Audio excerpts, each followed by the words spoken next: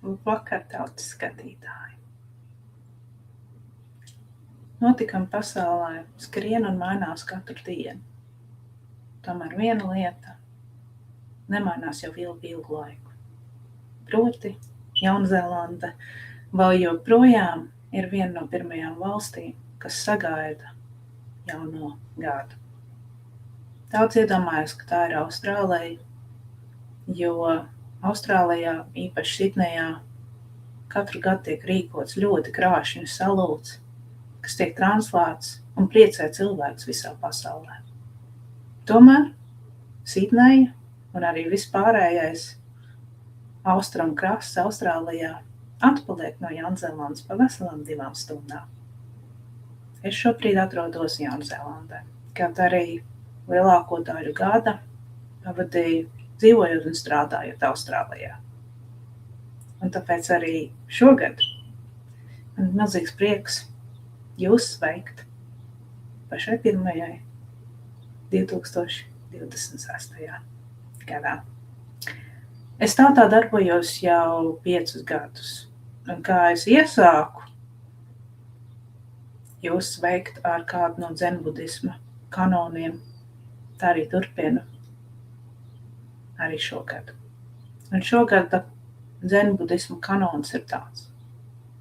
Kāds vīrs devās pastaigā. Pēkšņi viņš pamanīja, ka viņam seko tīģeris.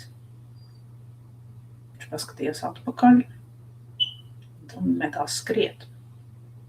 Tīģeris viņam sekoja pa pēdām. Vīrs skrēja un izmisuma atapās pie milzīga kanjona. Klints malā. Viņš nezināja, ko darīt. Tad pēkšņi ieraudzīja liānu. Viņš ieskrējās, paķēra liānu un mēģināja pārlikt kanjonam pāri. Tomēr neizdevās. Viņš palika karājoties. Jā, diezgan tuvu klints malai, un tomēr palika karājoties. Viņš paskatījās uz leju, un tur viņu gaidīja vēl viens tīģeris. Tad viņš paskatījās uz augšu, un zarā, kurā karājās šis liānas virve, bija 2 peles, kas sāka liānu graust. Tad vīrs paskatījās apkārt, un klints sienā auga zemenīte. Zemenes oga. Viņš pastiepās ar vienu roku un noplūda šo zemenīti un iebāz mutē. Nu, teica, cik salda. Šis kanons atgādina mums to, ka jāizbauda ir mirkļi. Dzīve sastāv no tādiem maziem skaistiem mirkļiem, un tie ir jāatver, jo mēs nezinām, kas notiks pēc tam, un pat ja mēs nojaušam, kas notiks pēc tam, ir jādzīvo kād līdz pēdējiem elpas vilcienam.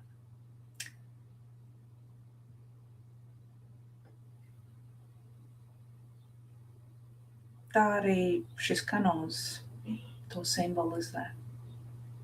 Tveram iespējas, veidojam atmiņas, kuras ir vērts atcerēties, un atstājam kaut ko mantojumā saviem bērniem un mazbērniem.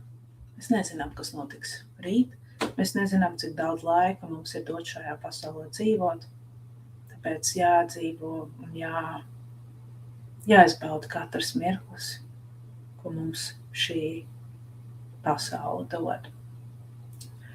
Un otrs, nav dzenbudisma kanons, bet kā atziņa,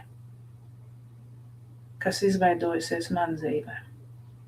Es nezinu, vai jums bērnībā, bet vismaz man teicu tā, ka pirmo taurenīti, ko jūs ieraugat pavasarī, pirmā taurenīša krāsa noteiks, kāda tev būs vasara. Un Un raiba nozīmē raiba vasara, dzeltena viltīga, zila cerība pilna un balta laba vasara. Un katru gadu man gadījās tā, ka es ieraudzīju, pirmo taurnīti, ko es ieraudzīju, bija raibas taurnīts. Tas nozīmē raiba vasara. Un es pie sevis ļoti pukojos. Kāpēc tā? Kāpēc es vienreiz nevarētu ieraudzīt baltu taurnīti?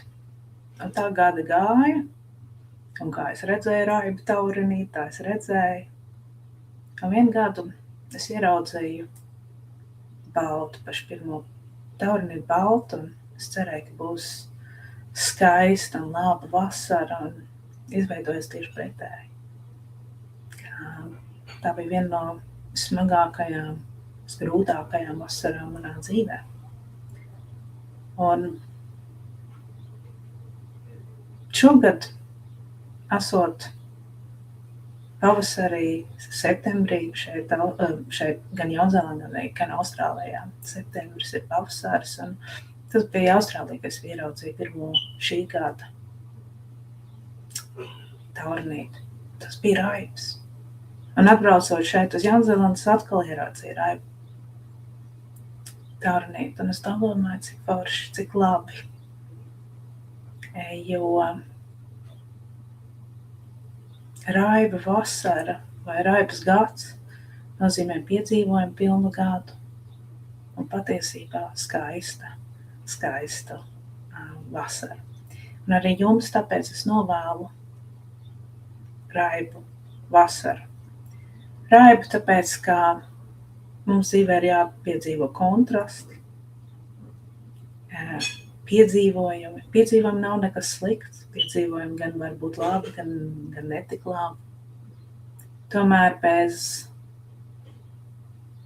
grūtībām un sāpēm, bez pārbaudījumiem mēs tā pa īstam nevarētu saprast, ko nozīmē šie ļoti skaistie mirkļi, ko mēs piedzīvojam. Šīs zemenītes, kas ir tik saltas. Un tāpēc arī es jums novēlu raibu vasaru. Nebaidieties no izaicinājumiem, no pārbaudījumiem. Tas ir, lai jūs varētu saprast, ka tie mirkļi, kas tiešām ir skaisti, lai jūs saprast, ko nozīmē patiesa skaistums, patiesa labestība, patiesas rūpes un mīlestība. Tāpēc tas arī ir tas, ko es jums novēlu. Brīnišķīgi un skaistu. Piedzīvojumiem pilnu un ķeriet iespējas. Skaistu 2026. gadu.